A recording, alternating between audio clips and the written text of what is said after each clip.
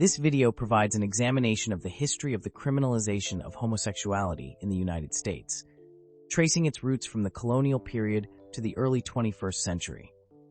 The focus is on legal frameworks, enforcement practices, and the eventual decriminalization, offering a strict superset of the information in the direct answer for a thorough understanding. Colonial origins and early laws. The criminalization of homosexuality in America began with the establishment of sodomy laws during the colonial era, inherited from English legal traditions. The first documented sodomy law was enacted in the Virginia colony in 1610 under the Articles, Laws, and Orders Divine, Politique, and Martial, issued by Governor Sir Thomas Gates. This law stipulated that no man shall commit the horrible, detestable sins of sodomy upon pain of death, aligning with English statutes like the Buggery Act of 1533, which included capital punishment for sodomy, encompassing anal intercourse and bestiality. Other colonies, such as Massachusetts Bay Colony in 1641, also adopted similar laws, often citing religious texts like Leviticus, with strict enforcement requiring penetration and 2 witnesses for conviction.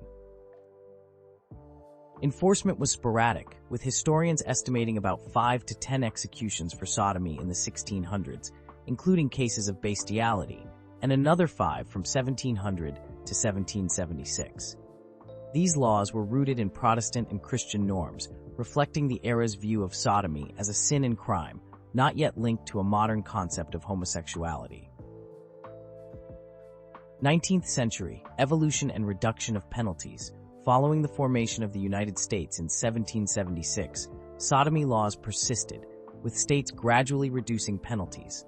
By the 19th century, the death penalty for sodomy was phased out, with South Carolina being the last state to repeal it in 1873. This period saw sodomy laws vary by state.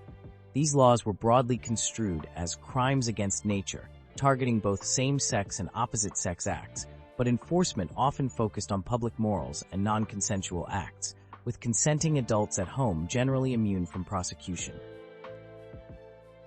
By the early 20th century, sodomy laws began to be more explicitly used against gay men, especially in urban areas. The definition expanded to include oral sex, leading to increased arrests in public spaces, driven by public outcry against indecency and child molestation. This period saw the rise of vice squads and laws like disorderly conduct, loitering, and solicitation, which assumed homosexuals engaged in illicit activity, leading to arrests even without direct sodomy charges.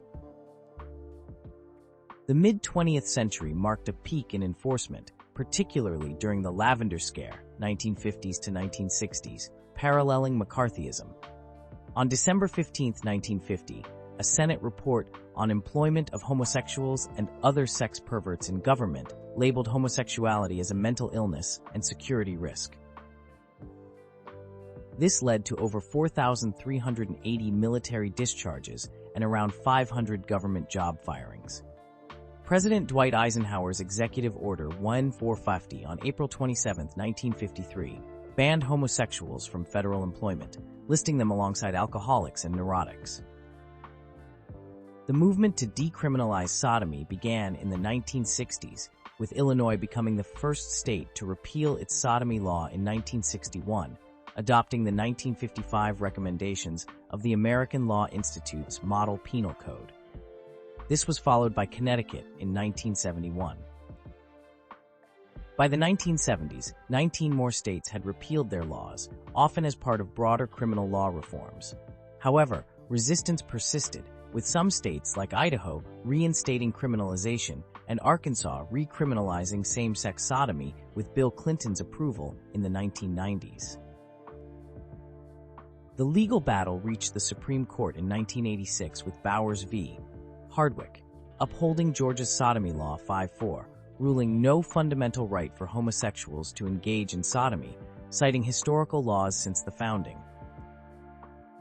This decision was reversed in 2003 with Lawrence v. Texas, a 6-3 ruling that struck down Texas's sodomy law, recognizing liberty for private consensual conduct and invalidating remaining laws in 14 states.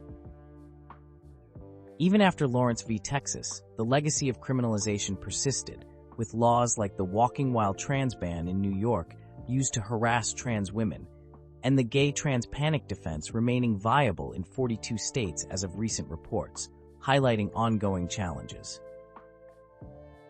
Public opinion shifted, with support for criminalizing homosexuality dropping from 56% in 1986 to 18% in 2021, reflecting broader societal changes.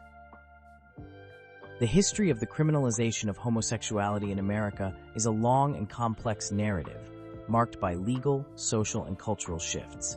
From the colonial sodomy laws of 1610 to the landmark Lawrence v. Texas decision in 2003, the journey reflects changing attitudes toward privacy, morality, and individual rights, with ongoing challenges highlighting the need for continued advocacy.